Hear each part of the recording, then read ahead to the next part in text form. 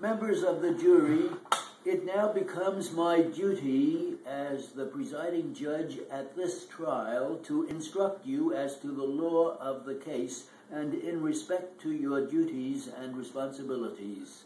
It is advisable for you to have clearly in mind at the outset just what your relations are to this litigation. You are part of the court. In fact, you are just as much a part of the court as the judge on the bench.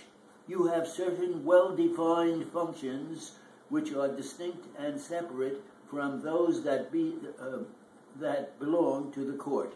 It is the duty of the judge presiding to maintain order, rule upon the admissibility of evidence, and to instruct you as to the law. On the other hand, you are the sole and exclusive judges of the facts and of the credibility of the witnesses. After you have once determined upon the facts, there is nothing that can interfere with your verdict unless the presiding judge happens to commit an error in the law or the verdict is against the weight of the evidence. So it is your decision that really determines the rights of the parties in this litigation.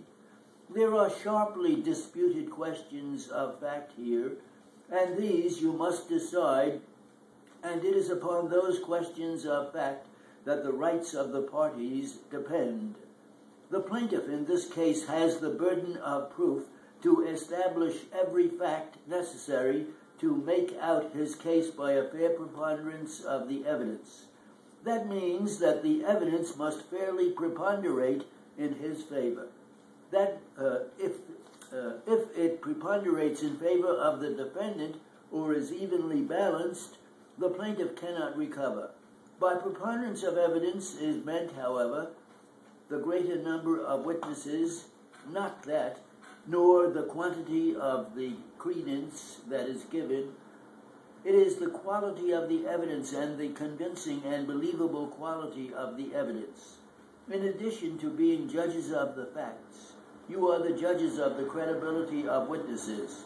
That means it is for you to say when witnesses are present who you will believe and what witnesses you will not believe. In that connection, it is your duty to take into consideration the interest which the witness has in the case, if any, or any bias he may have. Take into consideration his demeanor on the stand and his manner in giving his testimony, and make up your minds what witnesses are telling the truth. An interested witness is one who has a pecuniary interest in the outcome of the litigation. The law requires you to scrutinize with care the testimony of such a witness. If you believe that because of such interest he has exaggerated or colored or exacerbated his testimony, you have a right, if you choose, to disregard the entire testimony of such a witness. Of course, bear in mind that an interested witness may be just as truthful as a disinterested witness. If any witness has willfully testified falsely as to any material fact, it is your duty to disregard such testimony, and you have a right, if you choose, to disregard the entire testimony of such a witness. In that connection, bear in mind that a witness may testify falsely as to one fact and testify truthfully as to other facts. There are two defendants here, and the plaintiff in this action seeks to hold them both responsible for injuries which he claims to have sustained by reason of the negligence of both.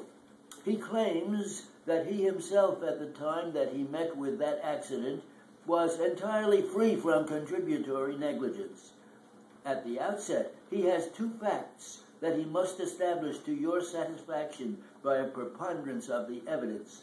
He must satisfy you that he was injured through the negligence of these defendants, and that he himself at the time was free from contributory negligence. Unless he establishes both of those facts to your satisfaction, he would not be entitled to recover against either. It is important, of course, for you to consider this evidence from the aspect of both defendants, and I think it will be helpful if you will take up the issues in the following order. If you come to the conclusion that plaintiff slipped, or that the ladder upon which he was standing slipped, and that at the time Smith was not in the premises at all, why, of course, that ends your deliberations, and you will bring in a verdict here for both defendants. If you decide in favor of the plaintiff upon this issue, and you believe that he fell by reason of the defendant's coming into contact with the ladder in the way which he has outlined to you, your next question will be whether or not the plaintiff at the time was guilty of contributory negligence. That is, negligence that in any way contributed to the accident. If he was, then it would not matter whether the defendant was guilty of negligence or not. The plaintiff could not recover, because if he is guilty of negligence in any degree that contributed towards the accident, he is barred from recovering against either of these defendants.